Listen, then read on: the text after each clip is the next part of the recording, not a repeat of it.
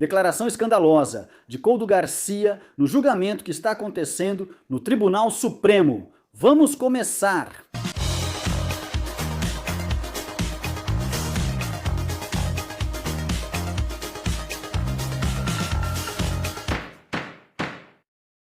Muito boa noite a todos e bem-vindos a mais uma edição de Medidas Cautelares. E atenção, porque vamos contar tudo o que ele disse. O mais importante do que ele falou, Couto Garcia, em sua declaração como acusado no julgamento que está ocorrendo no Tribunal Supremo, sobre o esquema de corrupção que leva seu nome, esquema Couto, embora pudéssemos chamar de esquema Sanches, ou esquema PSOE, ou esquema do governo, enfim, como cada um quiser.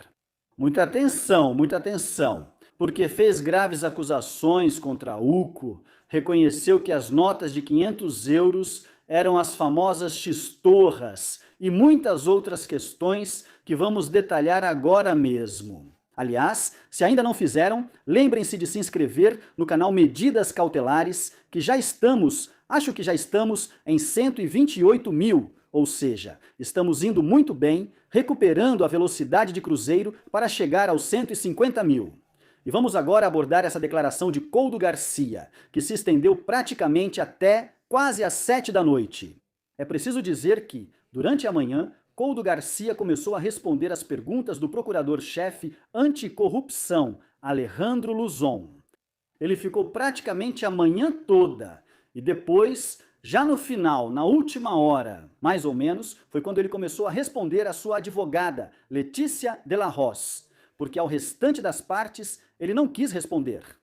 Couto Garcia, vocês já sabem que, como ele está acusado, pode se dar ao luxo de não responder e está no seu direito. E foi assim que ele decidiu. Responder apenas ao promotor e apenas à sua advogada.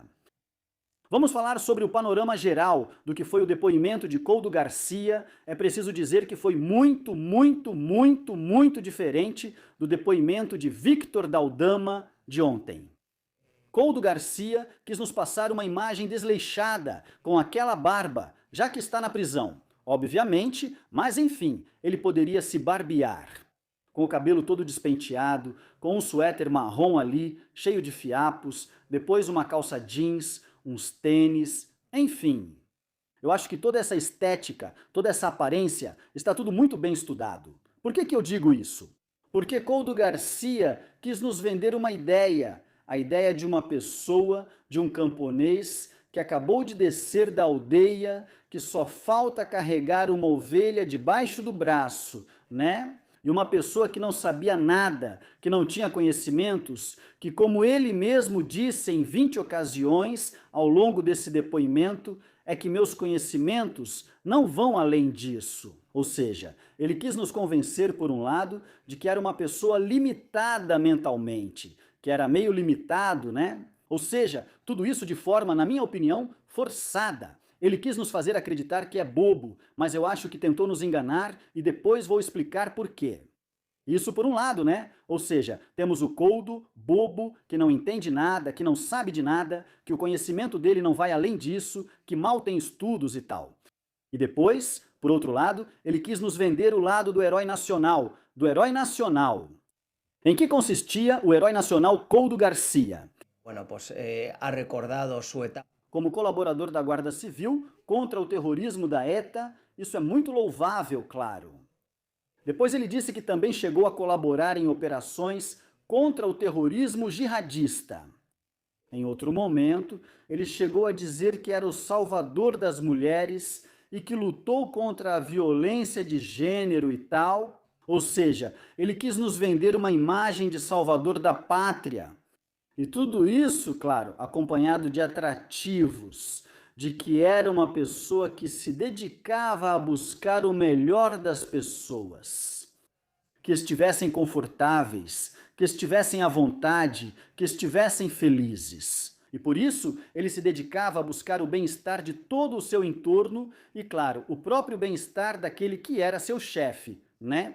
José Luiz Ábalos, o ministro dos Transportes. Por isso, ele dizia que seu objetivo era evitar dores de cabeça e que fazia tudo o que podia em nome de José Luiz Ábalos, para tirar trabalho dele e permitir que se dedicasse a isso.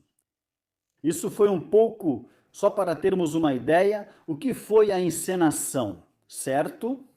A encenação, que por sinal é preciso dizer que depois, quando ele parou de responder ao procurador-chefe anticorrupção, Alejandro Luzon, com quem teve alguns desentendimentos, algumas provocações, etc, etc. Então chegamos a outro momento com a advogada, com Letícia de la Roz, em que ele já começou a render manchetes, porque o depoimento da manhã foi bem fraquinho, hein? Foi bem fraquinho. Depois de Aldama, obviamente, a coisa mudou muito, variou bastante o tom de um Victor de Aldama, que era descritivo, detalhava, etc. Então, encontramos um Coldo Garcia confuso, que fugia do assunto, que se confundia, que não lembrava, que ficava indignado. De repente fazia caretas, gesticulava, resmungava, bufava, enfim. Mas depois, quando sua advogada Letícia de la Roz começou a interrogá-lo, claro, tudo está totalmente preparado, perguntas e respostas, então a situação mudou. A situação mudou. E claro, Coldo Garcia já começou a negar absolutamente tudo o que o implica.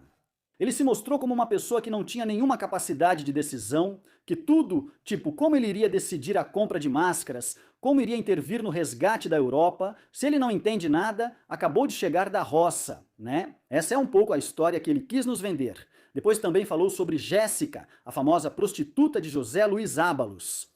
E o que ele veio dizer, de fato, é que Jéssica Rodrigues continuou desfrutando das dádivas de José Luiz Ábalos, por um motivo muito específico.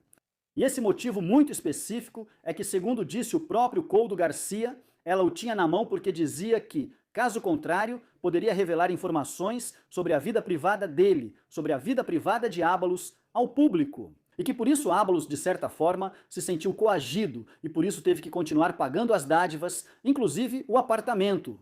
O apartamento alugado na Plaza de Espanha, o iPhone de não sei quantos gigabytes que ela pedia, o anelzinho, etc. Pois todos esses presentinhos e todas essas dádivas que ele continuou dando para ela, mesmo quando já tinham terminado o que tinham, que eu nem sei como chamar, continuavam justamente por isso. Porque Ábalos se sentiu coagido, e isso foi dito por Coldo Garcia. Coldo Garcia, em vez de coação, disse que pressionava José Luiz, José, pressionava José, Jéssica. Então por isso ele continuou dando as dádivas. Mas depois também fez acusações gravíssimas contra os investigadores. Claro, ele tentou desqualificar todos os relatórios da UCO que já foram anexados ao processo, que fazem parte do sumário e que o encurralaram. E começou a dizer, basicamente, que eles erraram ao investigar seu patrimônio, que interpretaram mal as mensagens. E houve duas questões especialmente graves. Uma delas foi que ele contou como agentes da UCO vazaram para ele que estavam investigando, além dele, o próprio José Luiz Ábalos. Que ele não sabia que Ábalos estava sendo investigado, que ele percebeu que estava sendo seguido. E que conversou com dois agentes da UCO e que eles disseram, vazaram, contaram para ele, supostamente, que Ábalos também estava sendo investigado. Isso foi o que Coldo Garcia disse, uma acusação gravíssima. Mas depois, ele ainda acrescentou outra acusação ainda mais grave. Ele disse que outros agentes da UCO, com os quais se encontrou, disseram a ele que o que ele tinha que fazer era, bem, declarar contra seu chefe, contra José Luiz Ábalos, na investigação e contra outras pessoas. Ele soltou isso assim, pum, soltou isso Coldo Garcia. Uma acusação igualmente grave. Coldo Garcia diz que tem provas para comprovar. Então, seria o momento de apresentá-las, não é? Se ele tem, que mostre, porque é uma acusação muito grave que tenta desacreditar de alguma forma a UCO. Depois vamos entrar agora, neste momento, no assunto das chistorras. Vocês já sabem que, na investigação, no processo, há muitos relatórios da UCO que fazem referência a mensagens de WhatsApp nas quais se fala de chistorras, de soles e de alfaces. Chistorras, segundo os agentes da UCO, eram notas de 500 euros. Soles eram os amarelos, notas de 200 euros, e alfaces, notas de 100 euros. Bem, Coldo Garcia reconheceu que as chistorras eram notas de 500, ele reconheceu, e o que ele veio dizer a declaração foi totalmente surrealista. É que essas notas de 500 euros eram dadas a ele pela Secretaria de Organização do Partido Socialista, ou seja, desde Ferraz davam essas notas de 500 euros para ele, e que também eram dadas por agentes da Guarda Civil. Porque como ele era colaborador dos serviços de informação, ajudava a trocar essas notas de 500 euros. Mas o absurdo continuou, porque também Coldo Garcia disse que a terceira forma de receber essas notas de 500 euros era o aluguel que os turistas pagavam por uma de suas casas. Ou seja, essas foram as 3 formas de conseguir essas xistorras, essas notas de 500 euros. Mas o absurdo não parou por aí, porque depois Coldo Garcia até afirmou que os soles só podiam se referir à moeda do Peru e que as alfaces eram alfaces mesmo, que não eram notas de 100 euros.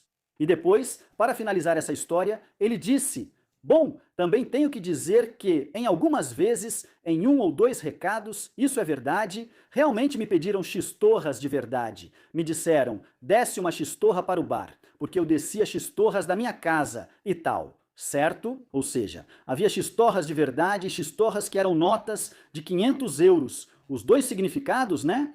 E bom, basicamente, foi isso que rendeu essa declaração bastante surrealista de Coldo Garcia, às vezes sonolenta, às vezes hilária, porque, enfim, Coldo Garcia é realmente uma figura, né? E ele teve certos confrontos. Depois, também é verdade que houve uma grande irritação do procurador-chefe anticorrupção, Alejandro Luzon, com a advogada de Coldo Garcia, Letícia de la Roz, porque ela sempre o interrompe durante o interrogatório.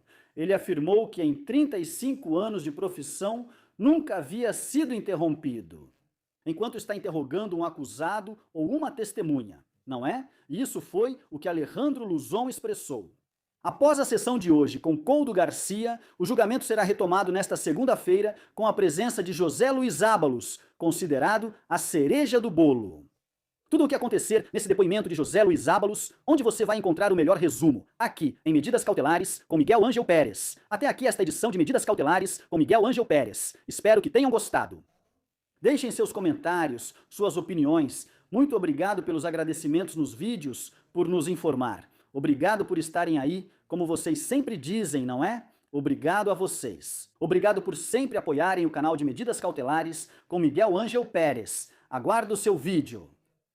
Obrigado pelos comentários e opiniões. Se gostaram do vídeo, compartilhem com quem quiserem. Aproveito para responder a pergunta frequente de como acompanhar o julgamento ao vivo. O julgamento não pode ser acompanhado ao vivo, porque diferente do julgamento de 1º de outubro, o do Procurador-Geral e este julgamento do caso Coldo, não podem ser acompanhados ao vivo por streaming. Como vocês sabem, grandes seguidores de Medidas Cautelares, com Miguel Ângel Pérez, estamos publicando os vídeos gradualmente na seção Arquivo de Medidas Cautelares com Miguel Ângel Pérez. Acessem o canal de Medidas Cautelares com Miguel Ângel Pérez e desçam até as sessões abaixo. E em arquivo, lá estou publicando aos poucos todas as sessões para que vocês possam aproveitar todas as sessões do julgamento. Ou seja, não percam! E claro, quando tivermos o depoimento de Coldo Garcia, de Aldama, vamos subir também, tá bom? Ou seja, vocês não vão perder nada lá. Em Medidas Cautelares com Miguel Ângel Pérez, vocês terão tudo. Vocês podem se tornar sócios de Medidas Cautelares com Miguel Ângel Pérez por menos de 3 euros por mês, como os eleitos, ou como os supremos por menos de 7 euros por mês. O principal, como sempre digo, é que todos recebam essa informação, pois informação é poder. Até breve!